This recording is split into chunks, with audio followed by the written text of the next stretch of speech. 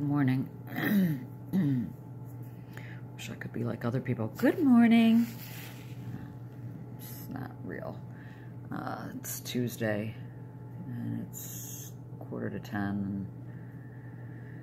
I had to cancel my doctor's appointment at 8 this morning because my husband came home and told me that he had an appointment with his orthopedic surgeon at the same time. So I'm going to go on the 14th, which is Thursday, for my neck. And my husband broke his elbow falling off his, not his motorcycle, his bicycle this past summer. He had to have surgery. And praise God, today they did another MRI and said that there's nothing more they can do. They just, it's going to take a long time to heal. That's all. So, it's out snow blowing now, getting snow pretty rapidly. Gonna get quite a bit through tonight and into tomorrow. Oh joy. So, in a few minutes I'm gonna go up and get dressed as much as I can and get on the treadmill. I don't know if I'll go in the sauna today. We'll see. So, catch up with you later. Oh, let's see if we can do this. Okay. I'm gonna get my sneakers on. Sorry. Just to sit up. Okay, I'm gonna get my sneakers on. Gonna get on the treadmill. Woohoo! It's a lot of fun. Another box. I swear I thought we were all done with deliveries, but apparently we still got, I just see if there's a box out at my front door. Gotta grab that. Later on, hopefully I can try to make myself look a little bit better than this. I don't know what the point would be, but let's do it. I want to discuss Benzos and what they've done for me in my life and where it's left me and the confusion around it. Well, not really the confusion, but I guess the controversy around it. Sorry, hold on, I need to try to...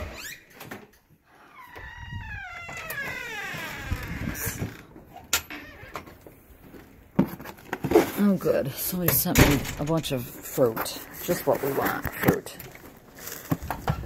You know, I don't mean to be rude, but don't send me fruit. Please don't send me fruit. I can buy my own fruit. I don't need it to have it delivered to my house. Let's see who this is from, though. It's probably from my... I don't know who it's from.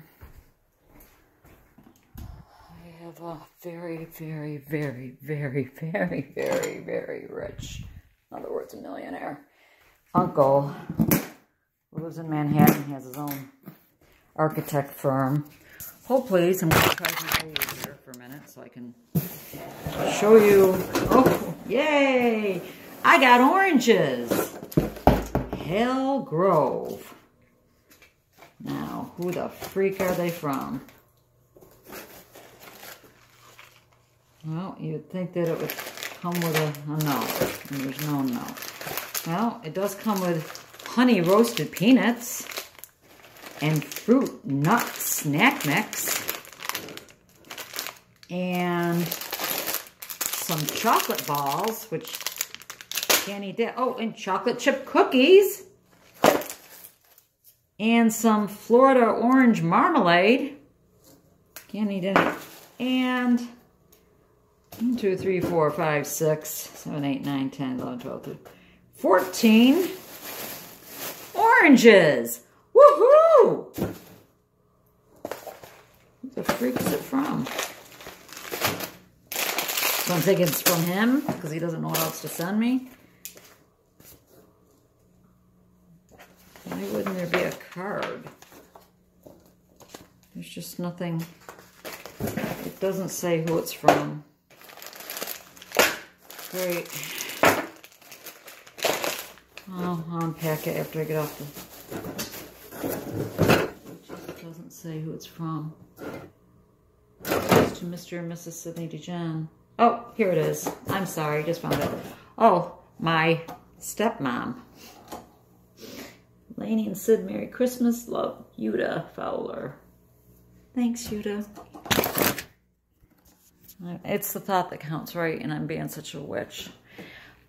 Before I go any further, I want to apologize for my language yesterday. It really, I was thinking about it a lot, and it was bothering me this morning in bed, thinking, why did I talk like that? There's no need. There's just no need for using that kind of language, and I apologize, and I will do my very best not to use that kind of language again, because this is a forum that I would like people to feel comfortable coming to and listening to and sharing.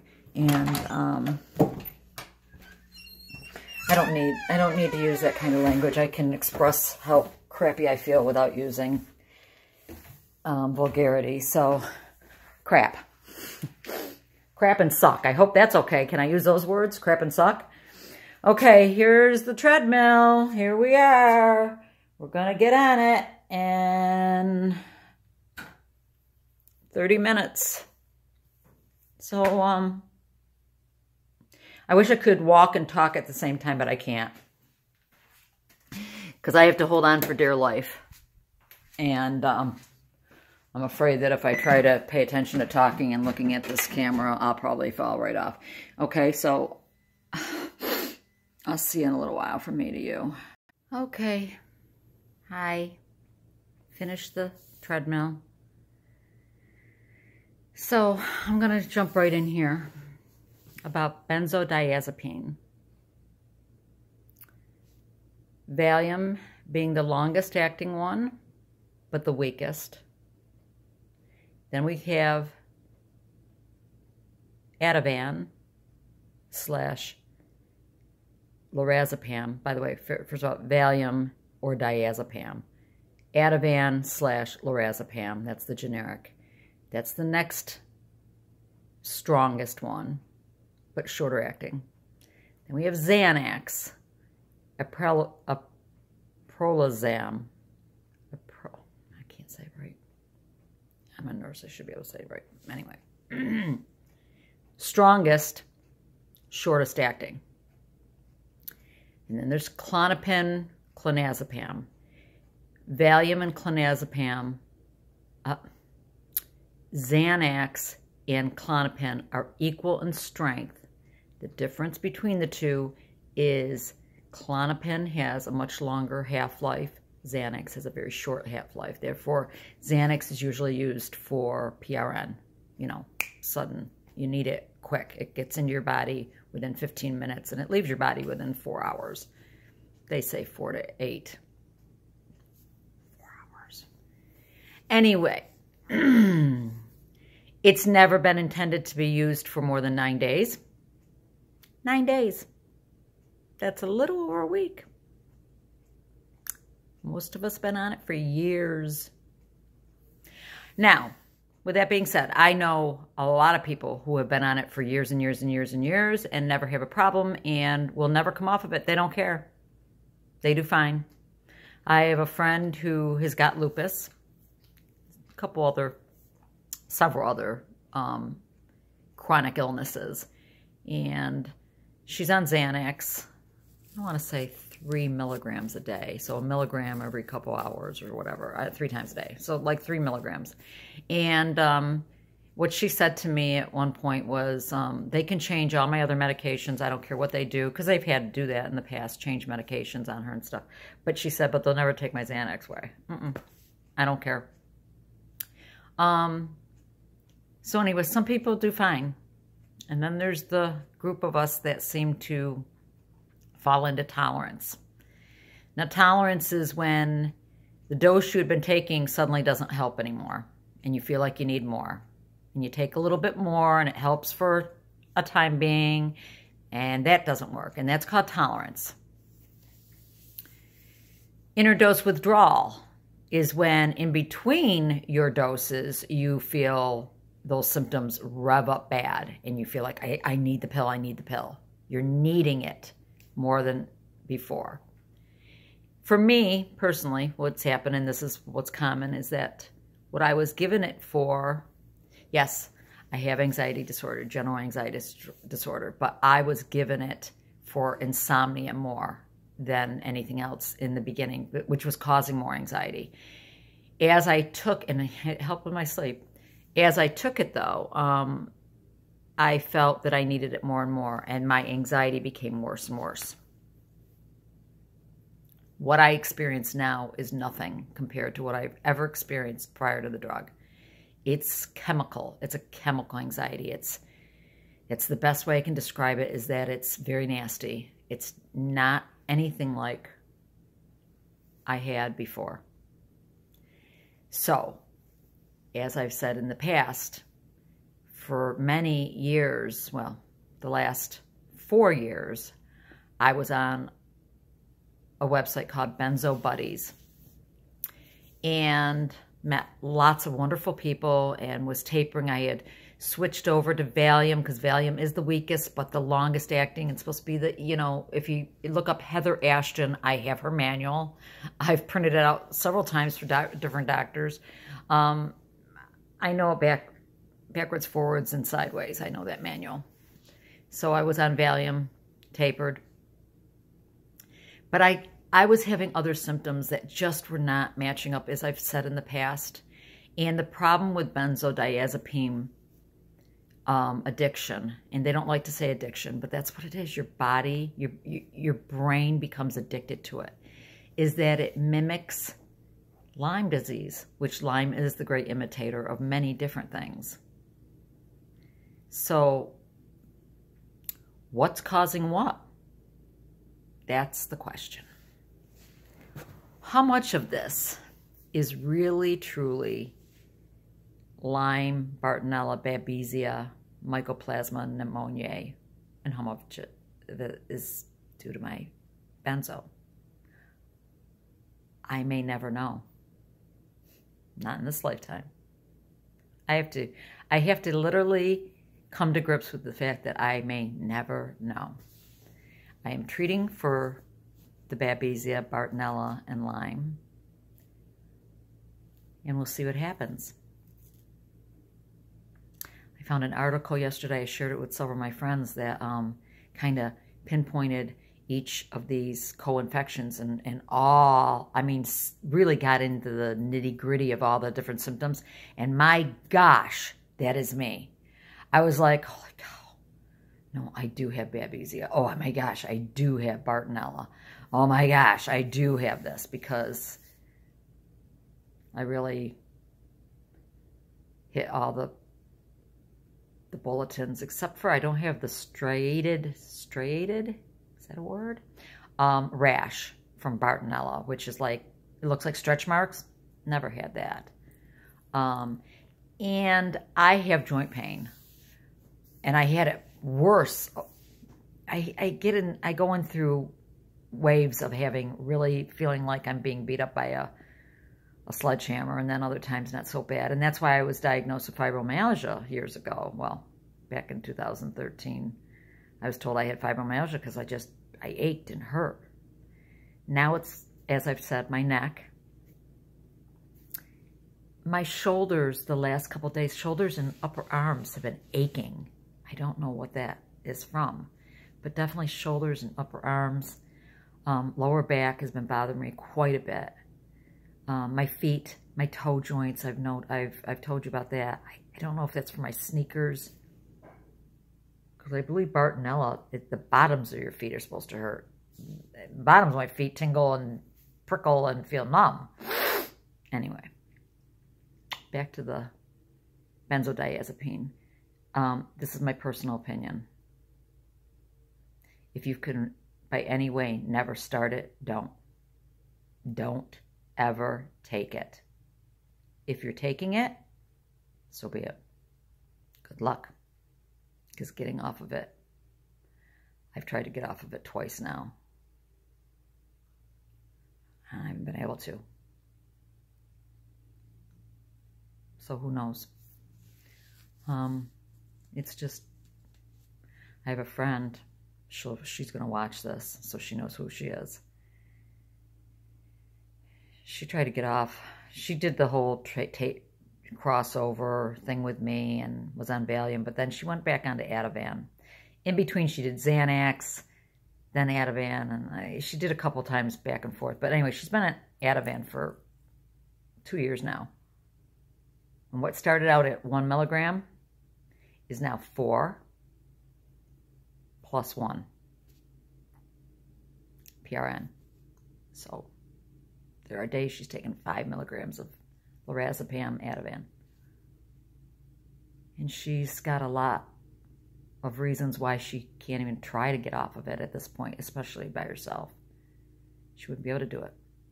But I see that it's a real slippery slope of how you just need to get more and more and more to get the same satisfaction.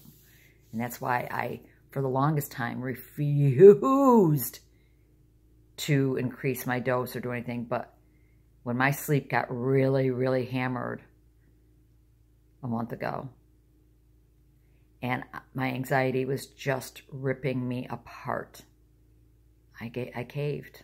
And that's why I'm on the clonazepam again. Yes, it's a small amount compared to some people. I mean, it's 0.25 at night and in the morning. I don't take anything through the day. I don't need it as of yet. But, Babesia, I didn't think I really ever had because I don't remember having high fever and the chills and all that. You know, the real hard, sorry, my nose always itches. Severe symptoms of Babesia. But then when I was reading the article that I just spoke of, the hot and cold, my husband will watch me. I will be freezing and covered under 5 blankets, a comforter. And then in a second, I'm tossing everything off of me. And he'll say, are you hot, honey? And I'll be just like, I can't take it. And then I'm cold. And then I'm hot. And I can't regulate my heat. You know, I literally will be in bed thinking, I need to go get in the hot tub. I need to go get in a hot bathtub because I can't get warm. I need to warm my bones. As you can tell probably, or maybe you can't, my brain is not fried today.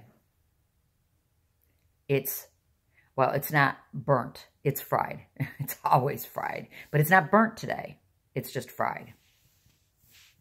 Sorry, my arms starting to ache. Hear that? And I'm sure you can't really hear it as loud as it really is because it's on the video.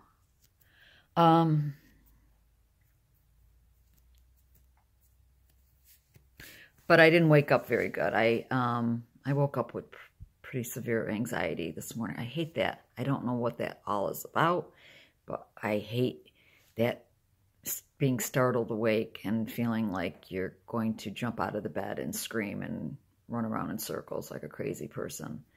But the maladebarkment, very, very slight as of now, and I should knock on wood because that can change.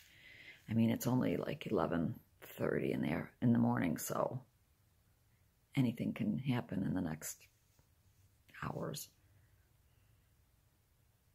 It's snowing. Some people would think this is very pretty. The snow. I don't care for it at all. Not at all.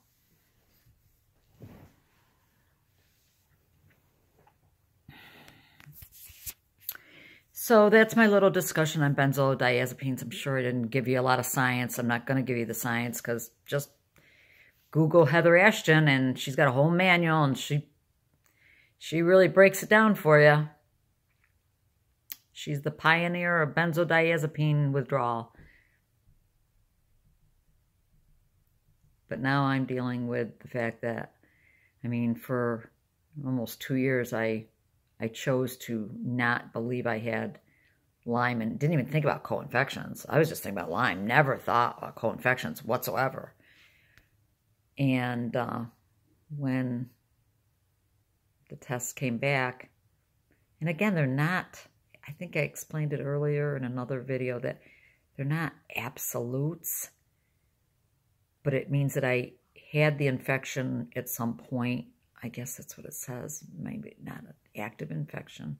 I'm not sure. I'm babbling right now. I'm sorry. But anyway, I'm gonna stop this now because I don't want it to be 25 minutes long, and it already is. So hopefully I won't even be back. This will be it for today. From me to you, God bless. Love you guys, and thanks for sharing.